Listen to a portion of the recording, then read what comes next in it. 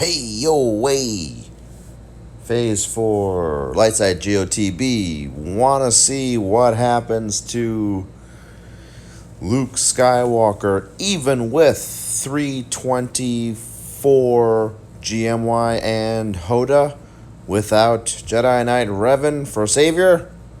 This is what happens. Oh my god, literally lasted 30 seconds. So about as long as I last. Anyway, the rest of GOTB or Phase 4 wasn't too bad, all things considered. Yeah, platooning Jedi Knight Revan is fucking brutal, so I'll make sure to tell my TB officers to go fuck themselves for that. Real reason why everyone is here. I haven't really talked about the markets a whole lot, and admittedly, work has been so busy I haven't had the chance to follow them as closely as I otherwise would or would like. But what I did gather from a few of the headlines is that tech is continuing its meteoric rise. There was a little bit of a rebalancing outside of that. A number of the cyclical and reopening related sectors were very bad. Energy, not so good. Today's what? Monday? Yeah, today's Monday.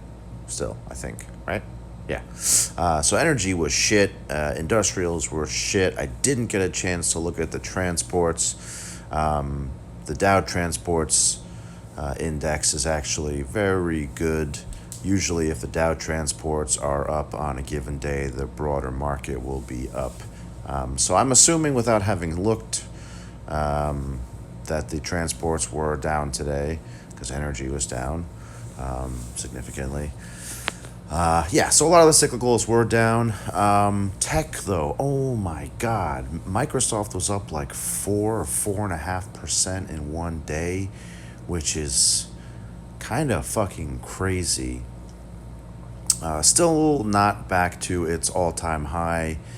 It's still about another 4% off its all-time high. I think maybe a little less than 4%.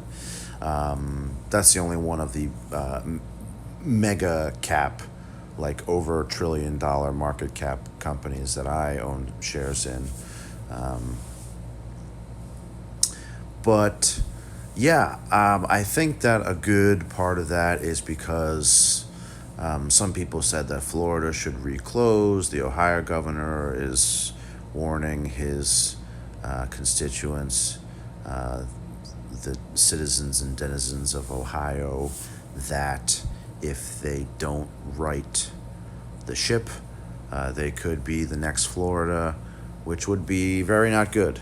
The president has taken to wearing a mask and in fact called it patriotic today. For once, I do agree with the president. Actually, that's not true. Not for once. I have agreed with him on a couple of things, but not so much lately. So the president finally called wearing a mask patriotic.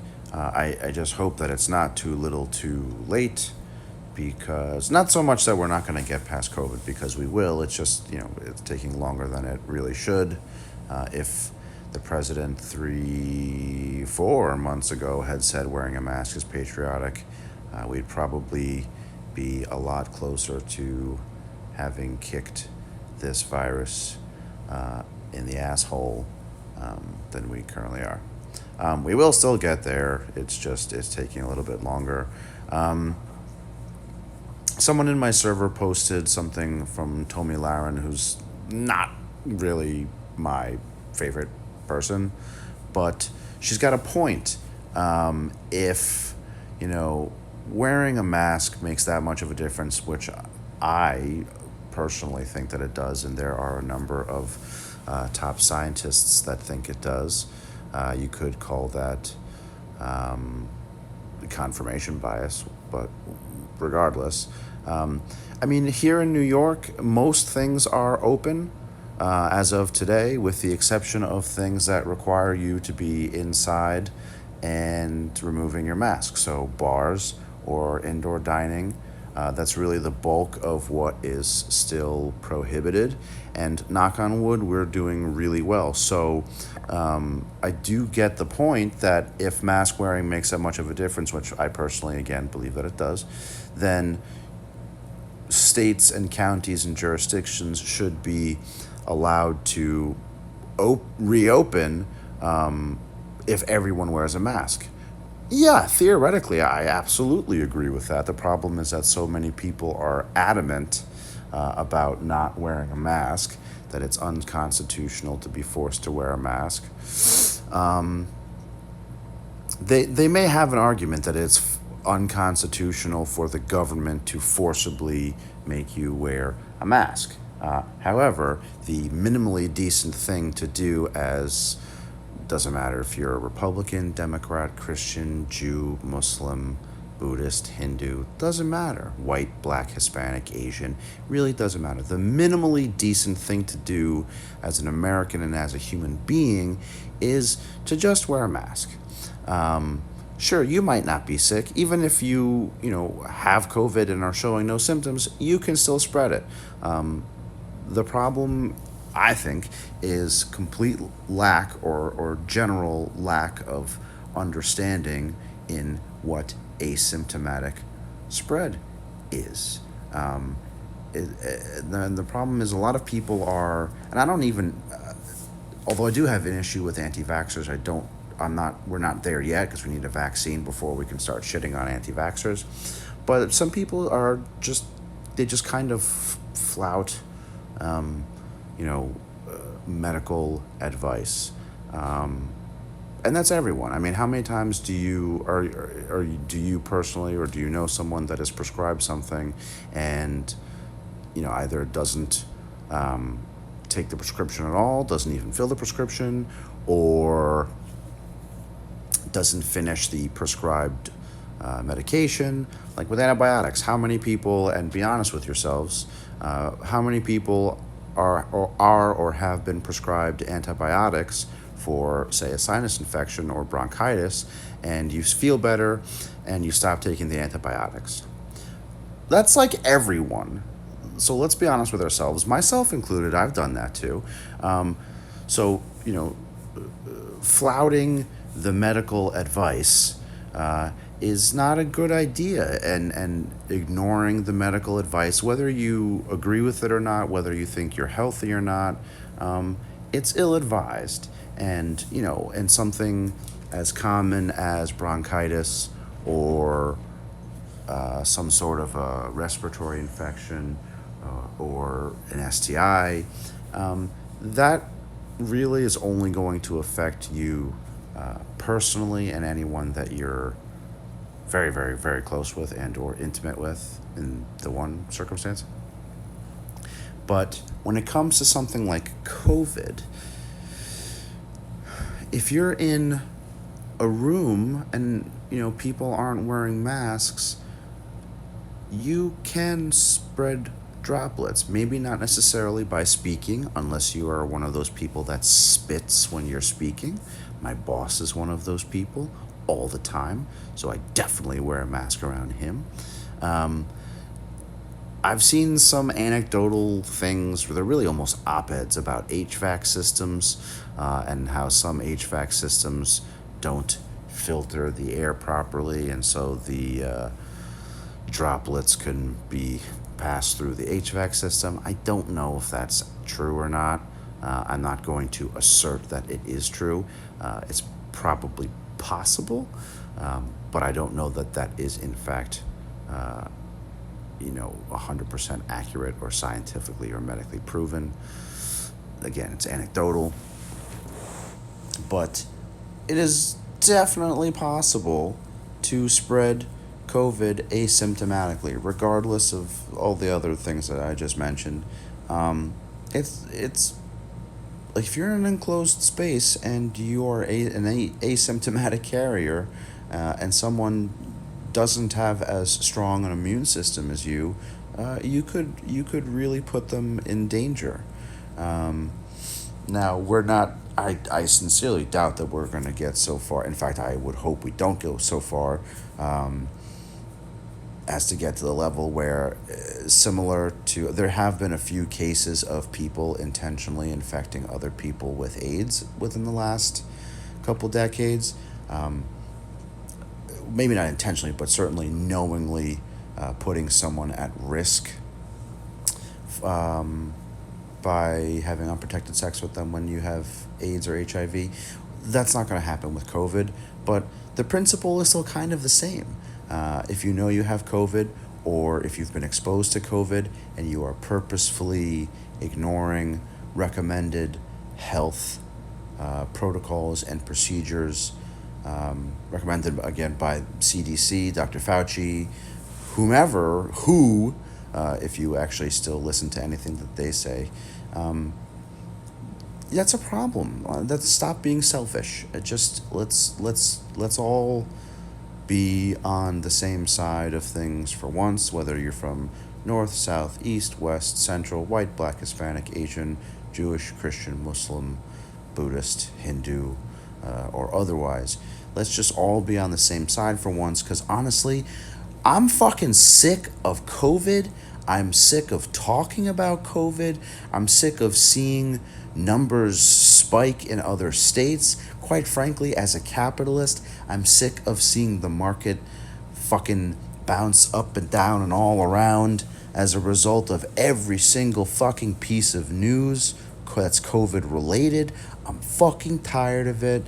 Like, we all just want to get back to, some semblance of normalcy. And the sooner that people start fucking acting like adults and not petulant children, no, I don't want to wear my mask, the sooner we can talk about something else.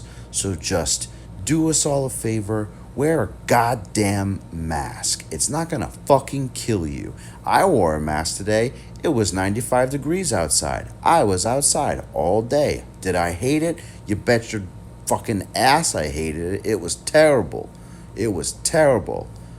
I was so dehydrated by the end of the day. But you know what? I will take that inconvenience if it means that, God forbid, I am an asymptomatic carrier currently. I'm not going to spread it to anybody else. And in case anybody else is an asymptomatic carrier, I'm not going to get it. It's just the minimally decent thing to do. So fucking do it. Just do it. Anyway, Dr. Fauci actually held New York State up as a model. I think I mentioned this in one of the other videos, for states in terms of health protocols and procedures and reopening. We did have a few stumbles along the way, which is what it is. I mean, nothing's going to be perfect. If it was perfect, COVID wouldn't have spread as rampantly as it did in the first place. But yeah, we're getting there. And hopefully all the other 49 states and all the other districts will get there too. But we're not going to get there by sweeping it under the rug or denying its existence or claiming that it is just a giant conspiracy. That is not to say that certain people, certain news networks haven't overstated certain things, i.e. numbers. I mean, if someone has, congestive heart failure, chronic congestive heart failure, liver failure, kidney failure, but they happen to have COVID and end up dying, they're marked as a COVID stat. So I'm not saying that every number or every quote-unquote fact has been reported accurately. That's never the case. It's the American media. Half of what you hear, no matter what channel you're listening to or watching, half of what you hear is garbage, whether it's MSNBC or Fox or whatever. I mean, certainly if you're reading Breitbart or whatever the liberal version of Breitbart is, because I genuinely don't know what it is, a lot of that shit is going to be bullshit. But that doesn't mean that you don't do the minimally decent thing. So do the minimally decent thing. Cover your fucking mouth. Anyway, yeah, I'm really sick and tired of talking about COVID. Like, really. I'm ready for other things. I'm ready for the market to stabilize a little bit. I'm ready for Congress to do something else. Well, squabble over something else other than COVID relief bills. I'm tired of the left posturing. I'm tired of the right posturing. Again, that's going to happen just about something else. Please, just not COVID for once. The